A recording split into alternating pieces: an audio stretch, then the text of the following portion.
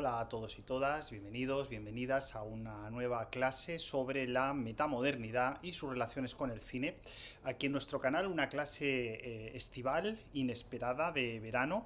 De hecho, debo confesar que es la segunda vez que grabo la clase porque la primera ha salido una especie como de exabrupto furibundo y lleno de imprecaciones y de malos términos, y luego he pensado que era mejor tomarlo con cierta distancia y irse a la piscina, a la playa, tomar el sol un poquito y luego volver y reencajar lo que realmente quería decir hoy aquí con un aspecto un poco más productivo y un poco más positivo, que al final es lo que pretendo. Pero hoy sí me temo con una vertiente crítica marcada. Vamos a ver, ¿por dónde empiezo? Hace relativamente poco salió a la venta este libro, Say Hello to Metamodernism, Understanding Today's Culture of Ironesty, Felt Experience and Empathic Reflexivity, de un teórico que no es tal, que ahora hablaremos de esto, que se llama Greg Denver, y que se supone que está situado en la lógica de los estudios estéticos sobre la metamodernidad, de los que ya hemos hablado, sobre todo pues eso de Vermeulen, Van der Aken y todo lo que es esta especie como de, entre comillas, pioneros de los estudios específicamente estéticos, o el concepto específicamente estético de la metamodernidad, aplicado a la historia del arte, al cine, a la fotografía, a la música, tal. Claro, ¿qué es lo que pasa?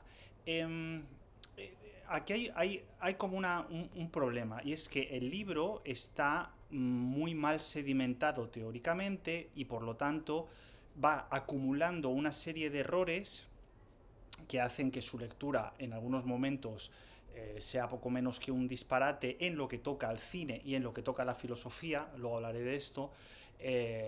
Y bueno, de hecho, y esto no tendría mayor importancia, y no tampoco hubiera perdido mi tiempo en hacer una reseña negativa sobre el mismo, si no fuera porque de pronto he visto que estas ideas están empezando a expandirse por el universo de el YouTube barra análisis amateur, de análisis fílmico, sobre todo de la esfera anglosajona, es decir, los canales de YouTube. He visto ya por lo menos 3 o 4 canales de YouTube de la esfera anglosajona repitiendo sistemáticamente y haciendo vídeos sistemáticamente con los conceptos que utiliza Denver, que son conceptos históricamente poco precisos e históricamente poco operativos. Entonces he dicho, vale, esto es lo típico de que ahora va a haber una ola con este tipo de afirmaciones sobre la historia del cine, que van a empezar a nutrir los motores de inteligencia artificial, que como son esa especie de gran caja de idiocia de nuestro tiempo, va a acabar desembocando en línea directa en los trabajos de mis alumnos y alumnas menos dotados, que son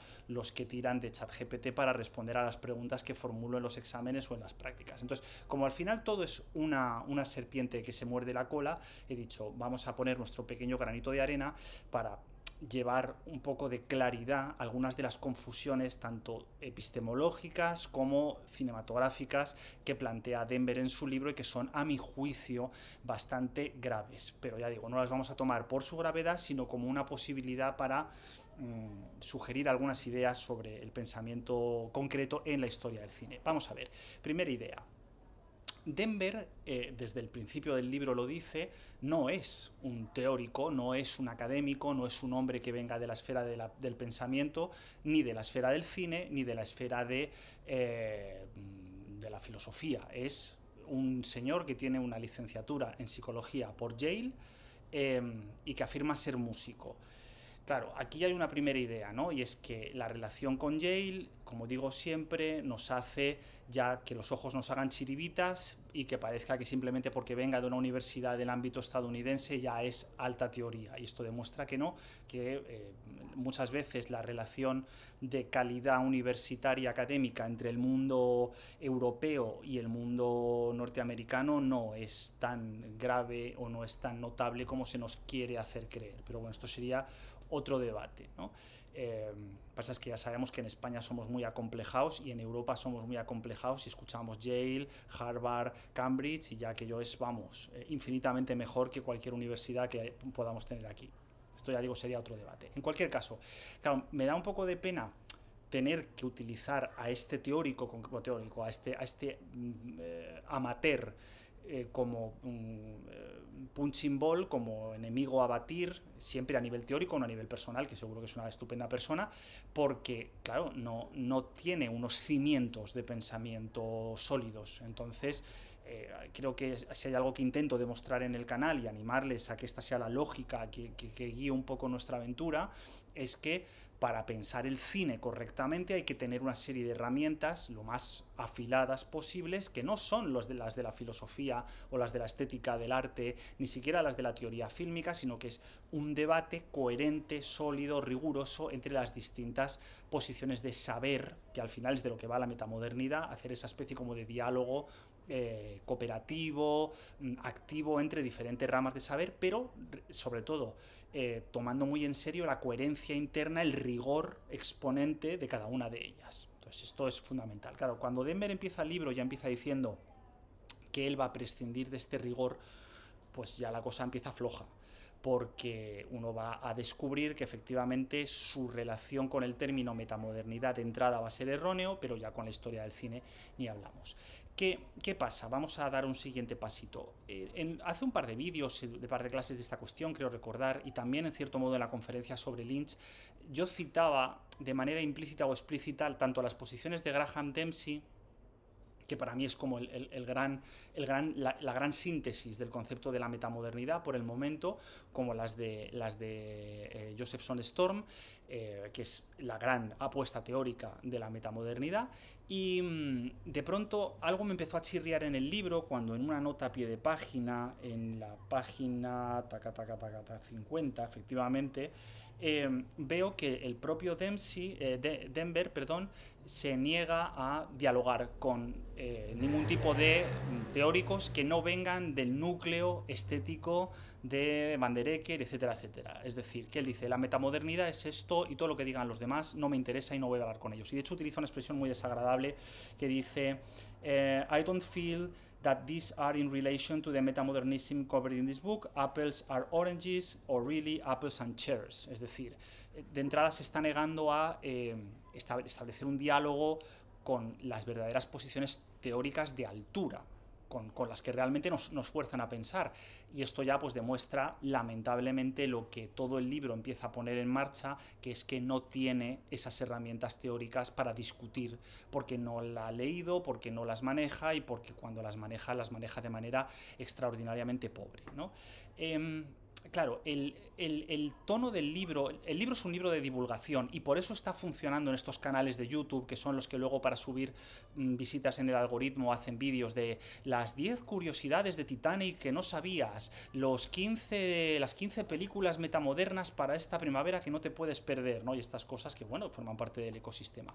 Pero funcionan porque es un libro de divulgación, es un libro, pero de divulgación mala, o sea, porque no es lo mismo la divulgación sobre el cine que puede hacer Alejandro García Calvo en España, que es maravillosa, y yo siempre la defiendo contra viento y marea, que una divulgación, pues eso, patatera de las 10 películas de los 80 norteamericanas que no conocías y te sorprenderán, y que al final acaban siendo pues las que todos hemos hablado 1000 veces, pero bueno, también eso sería otro debate. Entonces, en esta lógica de la divulgación, el problema es el aplastamiento y la reducción de los paralajes teóricos de lo que se puede o no se puede decir. Claro, ejemplos de esto. Cuando Josephson Storm y Graham Dempsey utilizan y plantean una epistemología metamoderna, lo que hacen, como ya he hablado en otros vídeos de esto, es generar esa especie como de conexión entre disciplinas que va permitiendo ascender en el conocimiento de las cosas, no cayendo en la trampa del relativismo postestructuralista malentendido, pero sin la certeza de ese proyecto de la modernidad, del sentido del alcanzar la verdad, etcétera, etcétera. Es decir, en el caso de la teoría del cine, para no salir de nuestro corralito, y del análisis fílmico, sería esa cooperación entre diferentes analistas con diferentes metodologías y posiciones que nos van permitiendo ir desbrozando el terreno para entender pues, el cine de un momento determinado, el funcionamiento de una película, las herramientas contextuales de la misma, etcétera, etcétera, sabiendo que nunca vamos a alcanzar esa verdad absoluta sobre el objeto de estudio. Bien, hasta aquí todos de acuerdo. Pero cuando uno empieza a leer este libro y se da cuenta, por ejemplo, que cita el sistema, no se sabe muy bien por qué, supongo que porque con un nivel wikipédico, ¿no? Pero cita a Hegel y cita la cuestión el método dialéctico, ¿no? De tesis, antítesis, síntesis, y lo cita como en 3 párrafos. Y dices tú, madre mía, esto, Joseph von Storm le dedica páginas y páginas y páginas a ver qué se puede recuperar del sistema hegeliano en las epistemologías contemporáneas. Esto no te lo puedes quitar en 2 párrafos, porque demuestra que no te has leído a Hegel o que no lo has entendido. Y es que al final hay como una prueba, un patrón oro, ¿no? De Hegel, quien no sabe de Hegel habla de 2 cosas. Habla el tríptico dialéctico sin entender nada, o de la dialéctica del amo y el esclavo, de la fenomenología del espíritu, porque son como las 2 cosas que parece que uno entiende, ¿no? Y dice, mira, ya sé hablar de Hegel. Le pasa lo mismo con Foucault cuando utiliza el término epísteme, le pasa lo mismo con prácticamente cualquier fuente, que luego hablaré de esto, de una cierta altura, que se nota que se le escapa entre los dedos porque no se dedica a esto y ya está, no pasa nada, no hay ningún problema, pero hay que saber que, claro, no puedes, es como si yo ahora me montara un canal hablando aquí de cocina, de novel cuisine, pues no tengo ni puñetera idea, puedo verme 3 artículos en la Wikipedia y hablar de construcción culinaria y espuma de limón, pero cualquier persona que sepa un poco de esto sabría automáticamente que yo soy un farsante. Entonces con este libro pasa exactamente igual. ¿Qué más pasa con este libro? Que utiliza ese tono que aparentemente es metamoderno, pero que no lo es, donde el humor es una especie como de guiño cómplice con el lector, pero para generar un colegueo que es teóricamente muy molesto. A mí me hace mucha gracia, por ejemplo, yo creo que todos los que nos hemos formado leyendo en mayor o menor medida Slavoj Žižek tuvimos como un momento de wow, ¿sabes? Se puede hacer filosofía contando chistes, hablando de váteres, diciendo barbaridades, para acercarse a según qué conceptos y pensar que los manejábamos. Zizek yo creo que tiene textos muy discutibles, muy planos y muy idiotas, y textos de una brillantez que sigue siendo prácticamente a prueba de bombas, ¿no? Desde el Frágil Absoluto hasta el libro aquel del paralaje que sacó en Paidós, el Mirando al Sesgo, que es un libro que yo creo, hace muchos años que no lo leo, pero creo que aguantaría muy bien una lectura, ¿no? Y con la mano en el corazón no me he metido en sus grandes obras de Hegel y de todo esto. Entonces,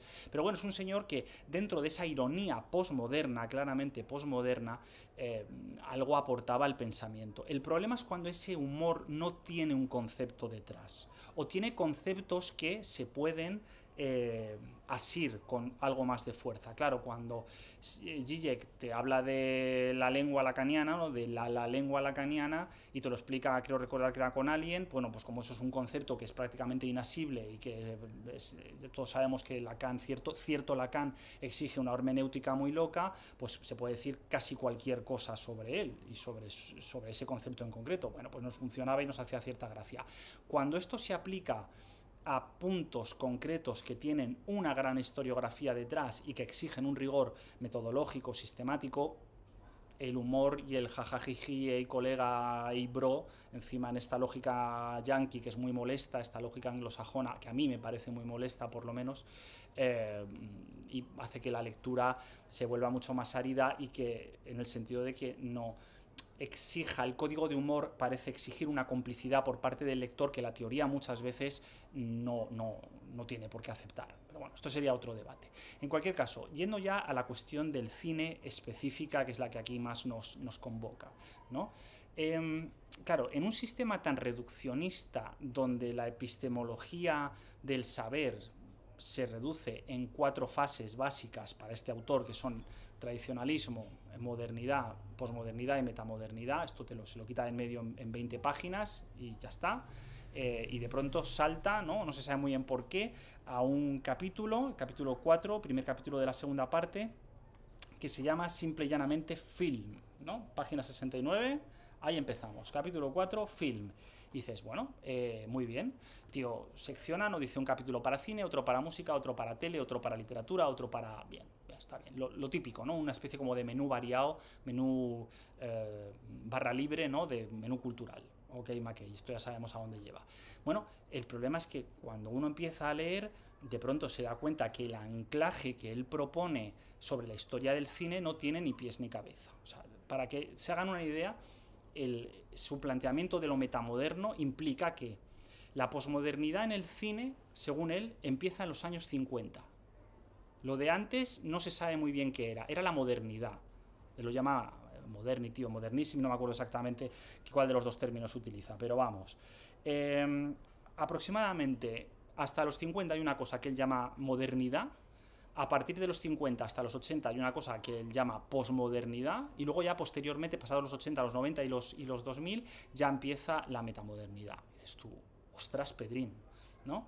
¿Con qué película empieza la posmodernidad? Si empieza en los años 50, y si teóricamente es un concepto que se acuña en los años 80, ¿cómo es posible que 30 años antes el cine ya esté dando obras posmodernas?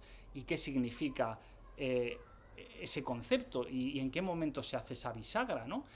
Claro, aquí hay que partir de una base muy clara, lo digo para que cuando vean este tipo de vídeos divulgativos sobre historia del cine y metamodernidad vean el error. En la historia del cine claramente hay un proceso de evolución del lenguaje cinematográfico que acaba generando una lucha, una fricción entre diferentes vanguardias y lo que llamamos un modo de representación institucional que se hibridan, que entre los años 30 y 40 de alguna manera se hibridan, por mucho que haya un patrón oro del lenguaje cinematográfico en los años 40, 30, 40, que es lo que llamamos el clasicismo, modo de representación institucional y clasicismo. Es un fantasma, no es un modo puro. Hay un libro precioso de Pedro Pollato que ha salido hace poco que habla de esta cuestión, de cómo en el Hollywood clásico ya se ven perfectamente brechas que no tienen que ver con ese hipotético y cacareado clasicismo a prueba de bombas, pero que como en la historia trabajamos con movimientos más o menos cerrados, lo llamamos clasicismo. A partir de un cierto momento hay una crisis de ese clasicismo que llamamos, depende del autor, manierismo, post-clasicismo, aquí habría que hilar un poquito más fino. Y lo que ocurre en los años 50 nada tiene que ver con la posmodernidad ni cosa similar. Lo que ocurre en los años 50 es que llegan las teorías del realismo en Europa, de la mano de Bazin, de la mano de Krakauer, y su aplicación explícita en términos prácticos como son el neorrealismo italiano y las nuevas olas, que generan una oposición al modo de representación institucional donde hay una quiebra de sus lugares comunes. Es decir, hay una brecha que se da en Europa, que arranca en las nuevas olas y que posteriormente llegará a los grandes estudios con bastante retraso, pero con cosas muy interesantes en eso que hemos venido llamando el nuevo Hollywood, y que también tiene sus diferentes etapas, etcétera, etcétera. Bien, claro, ¿qué es lo que pasa? Cuando dices, pero vamos a tomar el ejemplo, ¿no? Y vamos a tomarnos en seriedad la posibilidad de que hubiera una posmodernidad que empezara en los años 50. Dices, dentro de la propia historia del cine de Hollywood esto es un dislate, porque o bien la posmodernidad empezaría, como algunos autores han defendido, en 1941 con el estreno de Ciudadano Kane, o bien podría empezar, como otros autores han defendido, en 1960-61 con el estreno de Psicosis / El hombre que mató a Liberty Balance, ¿no? Serían como los dos posibles paréntesis que, ya digo, sigue siendo una teoría absolutamente descabellada, pero que con algunos matices podríamos esbozar, y que hay argumentos en los que se puede apoyar. Por ejemplo, que en Ciudadano Kane, en 1941, se genera un mecanismo de representación múltiple, con diferentes puntos de vista, con una idea de la verdad que aparentemente no es absoluta, pero que es falso, porque si vemos la película, al final hay un plano que acaba en el ojo de Dios, que parte del trineo, donde nos explica a nosotros, espectadores, lo que es Rosebud, y por lo tanto el sentido total de la película queda totalmente claro y es absolutamente lineal y constructivo, en cierto sentido, no lineal en términos de construcción de guión, pero cualquier persona que vea Ciudadano Kane, ese plano que parte o sea, que rubrica toda la película, es un plano que dota de sentido completo al relato. Entonces, bueno, llamar a eso posmoderno, bueno, da cosas, ¿no? Por tal. Pero claro, luego dices, Rashomon, cuidado porque Rashomon está ahí, pero Rashomon no es cine norteamericano, entonces ya no nos vale. Luego hablaremos de esto también, ¿no? Pero claro, nos vamos a los 60 y dices, bueno, pues en los 60, vale, pues Psicosis también hace esta especie de quiebra estructural entre dos secciones con dos puntos de vista de dos personajes que funcionan por oposición, o El hombre que mató a Liberty Balance funciona con este sistema de flashbacks en abismo que además va rubricando la idea misma de la verdad, pero es que en El hombre que mató a Liberty Balance hay un sentido absoluto, porque hay un prim de legend y hay al final una construcción social unitaria de sentido súper amarga y desquiciada y muy rota, pero que emerge. Y en psicosis, por mucho que fuera una escena muy discutida y muy traída por los pelos y a mi juicio muy dubitativa, pero está un psicólogo que te explica toda la película, te da el sentido a todo lo que ha ocurrido y también clausura el relato. Luego, realmente dices, ostras, ¿cómo es posible que alguien esté diciendo en 2025, el libro fue editado en 2024, ¿no? Pero vamos, que esté diciendo que hay un movimiento que se llama modernidad y que llega hasta los años 50 y no sé qué barbaridad? Y sobre todo, ¿cómo hay gente que va repitiendo esto? Bueno, es un problema, esto es un problema. Entonces, yo empiezo a leer este libro y digo, vamos a ver las fuentes con las que ha trabajado este caballero para poder hacer este tipo de afirmaciones, porque igual hay algún tipo de, no sé, de corriente historiográfica que se me está escapando, o algún tipo de investigación en marcha, ha descubierto algo que a mí no tengo en el radar, que lo digo con toda humildad académica, que me pasa cada 2 por 3, y espero que me siga pasando muchos años, porque para eso soy profesor y para eso me dedico a la universidad, para seguir aprendiendo cosas. Es todo un subterfugio para seguir aprendiendo. Entonces yo me meto aquí y digo, primera referencia del capítulo de cine, un libro de Peter Gay de 2008 sobre posmodernidad. Dices tú, Peter Gay no es un teórico del cine, no es un historiador, no es un analista fílmico. Peter Gay es un señor que escribe pues una biografía de Freud, un librito de posmodernidad, un ensayito de no sé qué, esto que los anglosajones llaman non-fiction y que está muy bien, es un género muy divertido, pero no tiene ningún tipo de rigor historiográfico. Entonces sigo leyendo, digo, algo se me está escapando, sigo leyendo, y la segunda referencia, página 71, es a un señor que se llama Jim Powell, del que yo no había oído hablar en mi vida. Digo, voy a ver quién es este señor que se llama Jim Powell, y de pronto resulta que su obra citada es una introducción a la posmodernidad, algo así, que es Postmodernity for Beginners o una cosa así.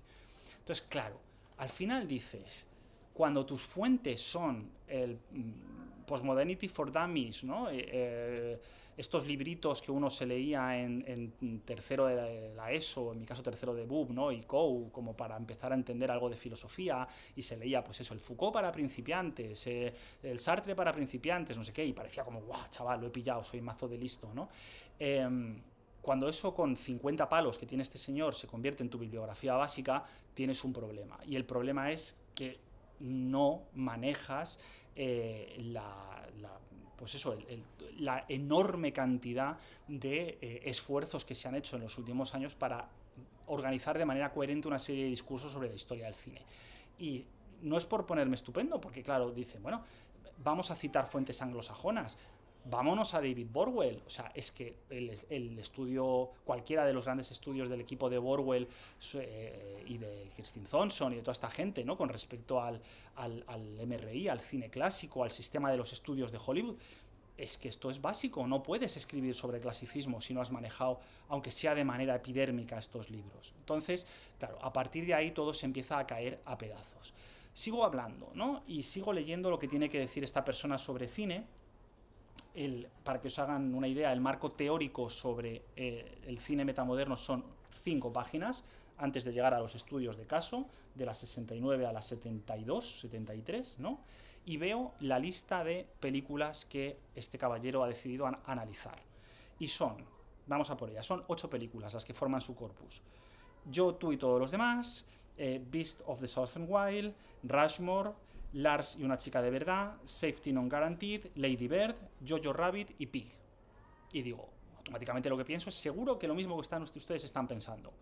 8 películas, las 8 vienen directamente de la fuente anglosajona, del cine de Hollywood. No hay metamodernidad fuera de Hollywood para este tipo de teóricos. No hay cine europeo. Y de hecho, cuando uno ve las referencias de cine europeo que van apareciendo en sus páginas, son Amélie, son Haneke y Lars von Trier, creo recordar, que citaba así un poco por encima. Y dices tú, madre mía, amigo, parece mi cuarto cuando yo estaba empezando a estudiar en la universidad y me forré el cuarto con pósters de Pulp Fiction, Amélie y eso, y no me acuerdo de otra película, y alguna de las de Haneke, entonces La pianista probablemente, ¿no? Que dices, estamos en 2024, se supone que si estás trabajando en la metamodernidad, tus referencias deberían ser un poquito más internacionales, y ya no te digo hablar de, yo qué sé, pues de James Schonbrooke o de, pues eso, es que cualquier autora, y luego hablaré un poco después de cine chino o de algo que no sea lo que está en tu puerta, ¿no? Que es este rollo anglosajón asqueroso de mis interlocutores son la gente que tengo en la puerta de al lado, los demás que les den dos duros. Entonces, es muy triste porque dices, claro, no puedes pensar el cine desde ahí, porque entonces el cine, ¿qué es lo que pasa en Hollywood? Ya está. Historia del cine, la que pasa en Hollywood. ¿Cuándo? Cuando me pasa a mí y de la manera en la que me pasa a mí. Y a partir de ahí todo es un dislate. O sea, a partir de ahí todo se empieza a caer. Claro, metodología de análisis, no hay metodología de análisis porque lo que hay es un explicarte la historieta, de lo que va la peli, y aplicar, y ahora sí que voy aquí a entrar un poco también a matar, aplicar una serie de 11 puntos que hacen que una obra sea posmoderna. Creo que son 11, ¿no? Entonces él da una serie eso crea una especie de categorización de 11 puntos, y aquí viene otro de los problemas, que son contradictorios entre sí. Si, por ejemplo, muchos de ellos ya están como asentados en la lógica de lo metamoderno, ¿no? Por ejemplo, lo quirky. Vale, pues lo quirky, esto ya lo ha trabajado McDonald's en el libro de Van der Euker, ya lo tenemos localizado. La reflexividad empática, muy bien. El Doble Flame de Eshelman, ¿no? Del libro de la performatividad. Este es un libro que es bastante más interesante, sobre el que algún día, fíjate, sí que me gustaría hacer algún vídeo hablando de narrativa audiovisual y de este libro, porque hay cosas muy interesantes, ¿no?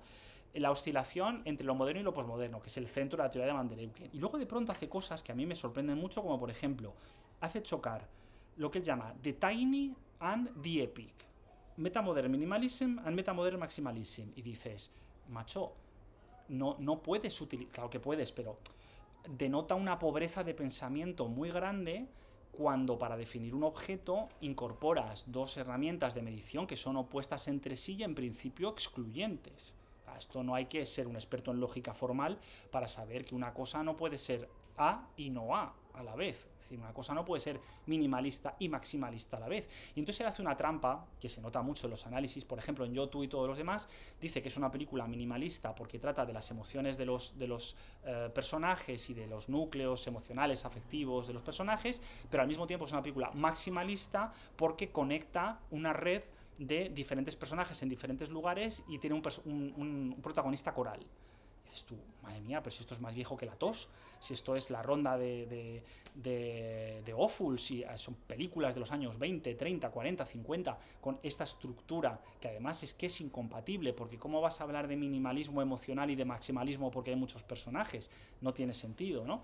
Otro ejemplo, habla de, como un rasgo de la supuesta metamodernidad, habla de la antropomorfización de las cosas, ¿no? Porque él dice, bueno, pone el ejemplo del iPad, pone el ejemplo del Volkswagen Escarabajo, ¿no? Es como, las cosas son como más amables porque remiten a los animales con vida, el diseño, no sé qué, y dices tú, pero si estos son películas de Disney.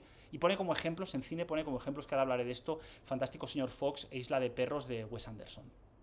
Y dices, pero Dios mío, pues es que esto es toda la historia de la animación. O sea, Disney se construye en base a la antropomorfización desde su primera película. O sea, si es que los conejitos que bailan y cantan y limpian la casa y se enamoran son, ¿qué pasa? Son metamodernos. Bambi va a ser ahora la primera película metamoderna de la historia. Entonces dices, claro, aquí no puedes jugar con estas cartas. Hace falta trabajar con un rigor muy dado, muy concreto sobre el análisis textual.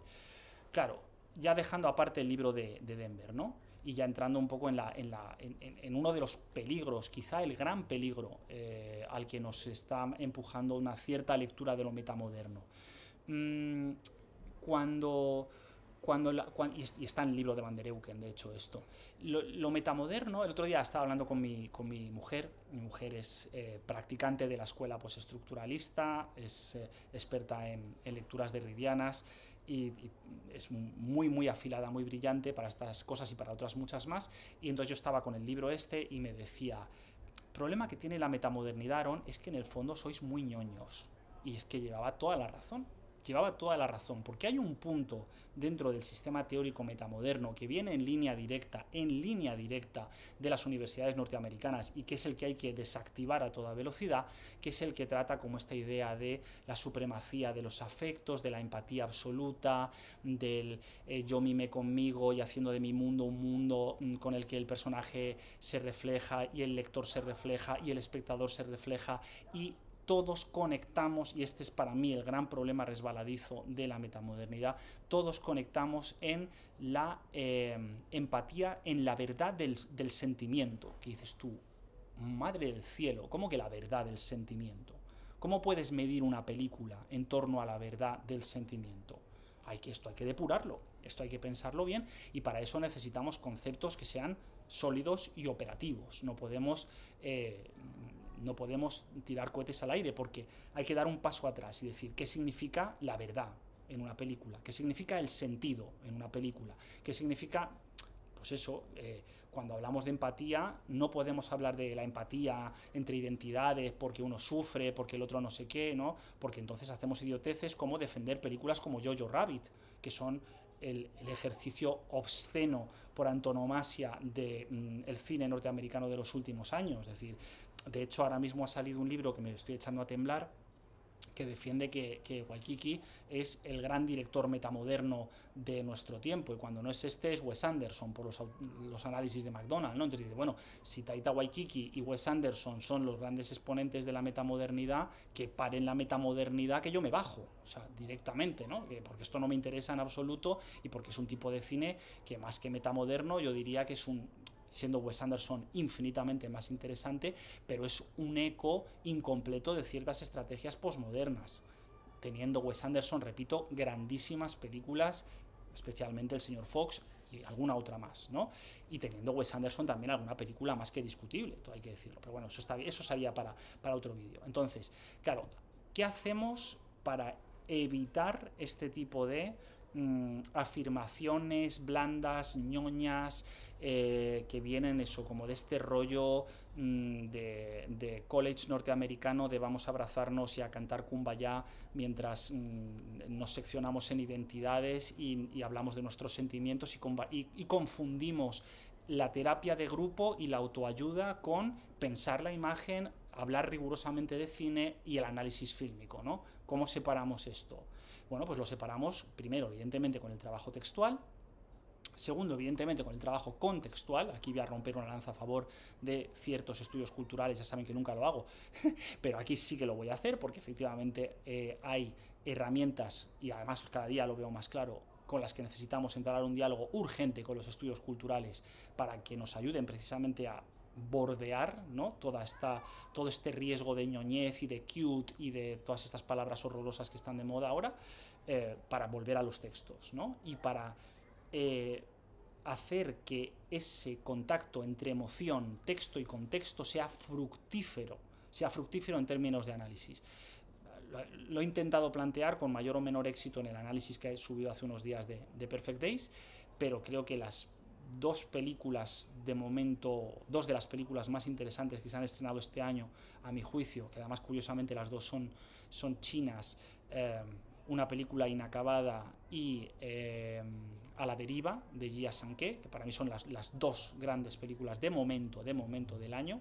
Son películas donde se pueden perfectamente trazar rasgos metamodernos de tiempo, de espacio, de construcción de personajes, de epistemología, de todo lo que estamos estudiando aquí en el canal clase tras clase, y que son de todo menos ñoñas, todo lo contrario, son políticamente muy complejas, emocionalmente muy exigentes, formalmente extraordinarias. Son dos películas cuya forma es absolutamente exquisita y sobre todo son dos películas de un presente urgente, presente global urgente. No son películas que se miren al ombligo y gimoten, como por otro lado hace toda esta escuela, ¿no? Que parece esta escuela anglosajona que lamentablemente se nos está quedando detrás, porque está muy bien hacer chistes que marquen una supuesta posición demócrata contra Trump en el libro, pero luego no analizar ni una puñetera película que no sea norteamericana, ni un puñetero disco que no sea norteamericano, ni una puñetera serie de televisión que no sea norteamericana, y pensar que todo el mundo es esa especie como de extensión incómoda que se ha quedado pegada de alguna manera al motor estadounidense. Porque cuando, y aquí ya voy cerrando, pero quiero dejar esta idea encima de la mesa porque es la realmente perversa.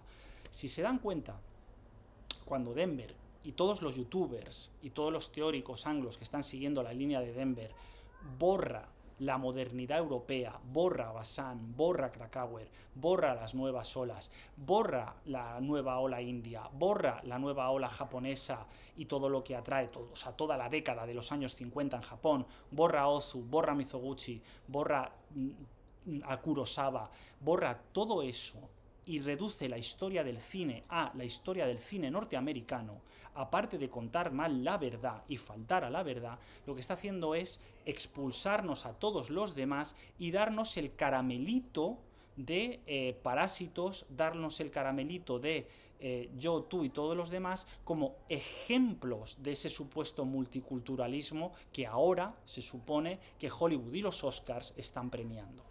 Y que el sistema norteamericano ahora se supone que es muy abierto porque de pronto ya tiene directores negros, directoras mujeres, directores asiáticos y ya somos súper abiertos. Mentira. Vamos a la construcción teórica, vamos a ver qué pasó con Chantal Akerman, qué pasó con Agnès Varda, qué pasó con el cine colonial, qué pasó con el cine de Latinoamérica y realicemos una historia del cine global. Si no se realiza esa historia del cine global, sino que se borra, que es lo que hacen estos libros y este tipo de aproximaciones, en realidad se vuelve a expulsar otra vez aquellos textos en los que estaban los logros y que no eran solamente, pues eso, ya no digo ni siquiera el Hollywood clásico, porque este señor se nota que no sabe nada de Hollywood clásico. Los de siempre, ¿no? El Padrino, Scorsese, el nuevo Hollywood, el Woody Allen de Annie Hall, que todo eso está muy bien y es fantástico, pero hay que introducir en la ecuación toda esa complejidad que trajo Kurosawa, que trajo el Mizoguchi mudo, que trajo cualquier fuente externa al relato oficialista y por lo tanto hermético de el Hollywood clásico, que es lamentable. Claro, hasta un señor como Borwell, que podríamos echarnos las manos a la cabeza con muchas cosas que dijo, tiene un libro magnífico sobre Ozu, tiene un libro magnífico sobre Dreyer, tiene estudios maravillosos sobre el cine asiático, brillantísimos, y dices tú, esta gente entiende que para amar el cine hay que amar todo el cine, no el cine que depende solamente de tu país o el que le da la razón a tu teoría particular. Entonces, si queremos hablar de metamodernidad, no vale con hablar de mi identidad, mis sentimientos y lo que todo el mundo tiene que escuchar sobre lo que yo quiero decir. Hay que hacer un doble bound, ¿no? Un doble recorrido, como el que hace Benders en Perfect Days. Hay que ir al otro, ver qué tiene que decir y a partir de ahí vuelvo a mí mismo. Todo el cine que no haga ese movimiento de oscilación, ese es el verdadero movimiento de oscilación metamoderno entre el otro y yo, entre la otra posición y la mía. Si ese movimiento no se genera en términos cinematográficos, estamos perdiendo absolutamente el tiempo.